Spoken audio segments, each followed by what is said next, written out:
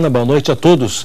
As sabatinas são individuais, têm duração de 15 minutos e também podem ser assistidas ao vivo no portal R7. Hoje é a vez do candidato Marcelo Freixo, do Partido Socialismo e Liberdade, o PSOL.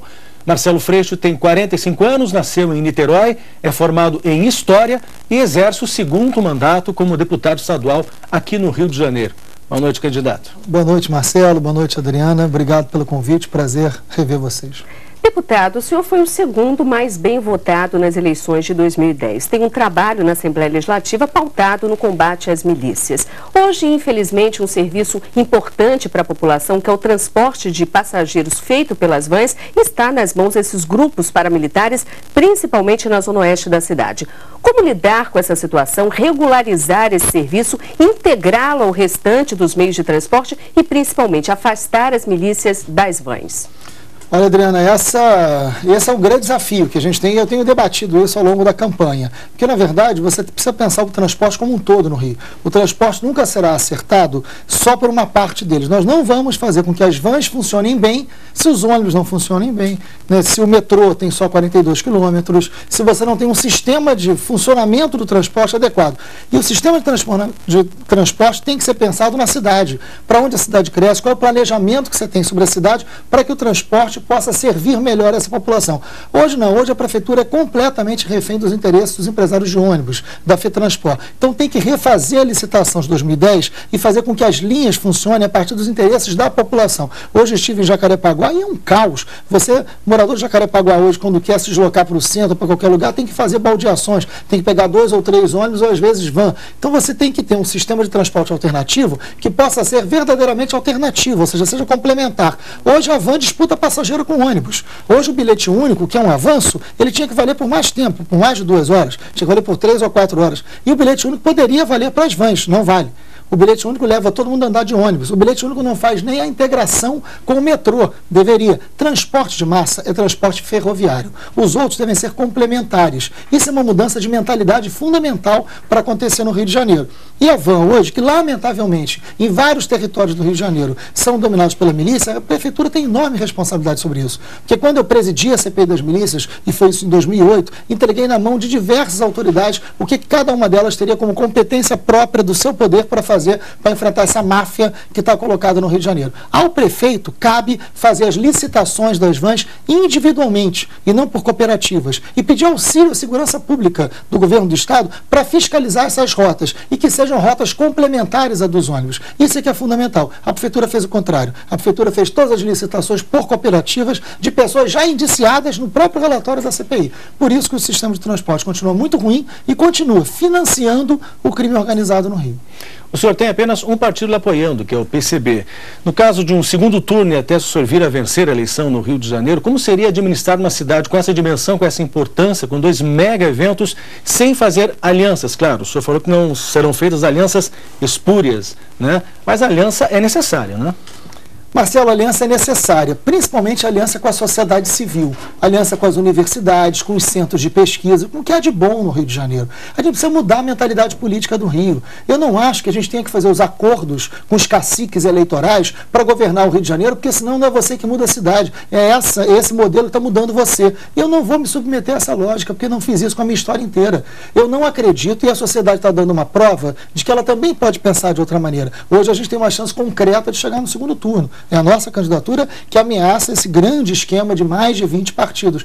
Por quê? Porque a gente está mostrando que uma outra política é possível, com a juventude como protagonista, com os convênios com as universidades. Presta bem atenção, quem são os secretários dessas pastas? Quem os caciques políticos indicam. Você nunca tem a competência técnica e a confiança política como critério. Por que não? Por que eu não posso montar o meu secretariado a partir do que há de melhor na sociedade em termos de produção de conhecimento, da ética na política? Porque eu não vou precisar, no meu caso, me submeter aos interesses desses arranjos eleitorais. É isso que a gente está quebrando e o Rio precisa disso. Até para ter, nos grandes eventos, uma grande oportunidade para a cidade. E não nos grandes eventos, uma oportunidade que a cidade deixa passar para que só determinados setores ganhem com isso. É o exemplo do Pan-Americano. Foi um grande evento. O que a cidade ganhou no Pan-Americano? Nada, Marcelo. Marcelo? Não ganhamos nada. Quem ganhou foram as empreiteiras, quem ganhou foi meia dúzia de empresários e a cidade não ganhou. Não teve um bom legado no transporte, na saúde, na educação, nem na prática dos esportes. Hoje ninguém sabe o que se faz com Maria Lenk, não sabe o que fazem lá com o velódromo, o autódromo está sendo destruído, porque você não tem planejamento e isso não é pensado na cidade, nas pessoas que vivem na cidade. Eu acho que a gente não está isolado. Aliás, quem tem 18 se aproximando dos 20% não está isolado, né? O que a gente quer é uma nova relação política com a sociedade. Candidato, falando de um grande evento que acontece anualmente, o senhor disse que pretende condicionar o dinheiro que a prefeitura dá para as escolas ao conteúdo cultural do enredo. Isso causou muita polêmica, artistas do mundo do samba disseram até que seria uma censura prévia. Se eleito, o senhor pretende manter essa proposta e o que mais pode mudar no Carnaval do Rio? Obrigado pela pergunta, Adriana. E mais do que isso, na verdade. Primeiro que essa proposta não surgiu do PSOL. O pessoal está tendo uma maturidade muito grande de fazer com que o nosso programa seja feito pela sociedade civil. O programa está aberto desde o ano passado, em grandes encontros com a sociedade, pessoas que não precisam ter filiação partidária estão contribuindo, estão pensando junto com a gente o que seria melhor para o Rio. Foi assim no samba. Vários sambistas, várias pessoas que são estudiosos do samba ou são compositores ou ritmistas se organizaram, não são filiados ao partido, nem a qualquer outro partido, me chamaram para um bom debate sobre o Carnaval. O Carnaval ele é muito importante. Agora, o Carnaval é um patrimônio cultural. O Carnaval não tem que ser pensado só para o turismo, o Carnaval não tem que ser pensado só para agradar uma determinada emissora. O Carnaval ele tem que ser feito para o povo do Rio de Janeiro. E, nesse sentido, a Secretaria de Cultura não pode ficar distante.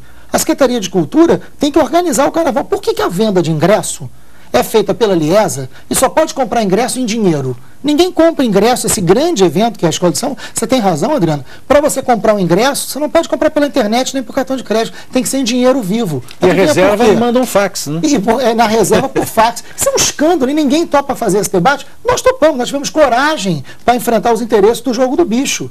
Que a verdade é esse, o ponto que está colocado no debate do Carnaval. Nós queremos fazer com que a transparência dos recursos aconteça. Os jurados do desfile. Por que o jurado é escolhido pela Liesa e pago com dinheiro público? Por que a Secretaria de Cultura não escolhe esses jurados para dar mais transparência ao resultado do Carnaval? São muitos os debates que eu topo fazer sobre o Carnaval, porque Carnaval é coisa séria. Carnaval é importante. E mais do que isso, em nenhum momento o poder público vai escolher qual é o enredo das escolas de samba. Isso seria dirigismo, seria censura, isso seria absurdo. Agora, se a escola de samba vai utilizar dinheiro público para fazer o seu desfile, tem que prestar contas.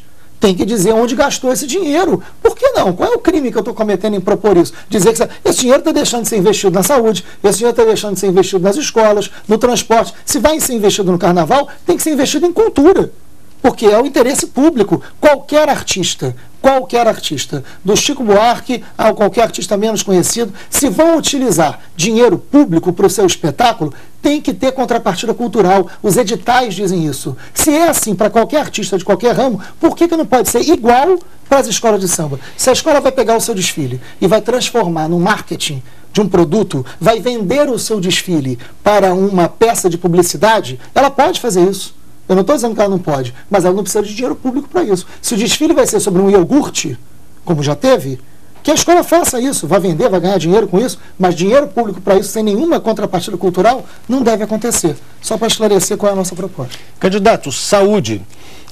Esse modelo de organizações sociais para se administrar hospitais, escolas, mas principalmente a questão dos hospitais, ele recebe muitas críticas. Primeiro, porque não é blindado contra desvios de recursos públicos. Segundo, que tem a questão da ineficiência. Quem fiscaliza se aquele dinheiro está sendo bem empregado ou não? O senhor já demonstrou que não gosta desse modelo, mas qual é a alternativa? Municipalizar os hospitais novamente, remunicipalizar, enfim, qual é a fórmula para resolver esse problema da saúde pública? Marcelo, ótimo. A saúde é o grande problema no olhar da própria população. Qualquer morador, quando tem que listar o grande problema do Rio, lista a saúde em primeiro lugar. E olha que o nosso transporte é péssimo, a educação também, mas a saúde ganha, né? É o principal problema. Quem diz isso não sou eu, nem só os moradores, não. O Ministério da Saúde, que é do governo federal, aliado do governo municipal, então é insuspeito. O Ministério da Saúde fez um relatório esse ano, classificando as capitais do Brasil, no que diz respeito à qualidade do atendimento público. O Rio de Janeiro ficou em último lugar, Marcelo. O Rio está em último lugar. Segundo a economia, a cidade da Copa do Mundo, a cidade da Olimpíada tem o pior atendimento de saúde pública do Brasil. O resultado disso foi exatamente as OS. O resultado disso foi exatamente a privatização da saúde. E quando vocês diz vamos remunicipalizar, não precisa, porque não deixou de ser municipal.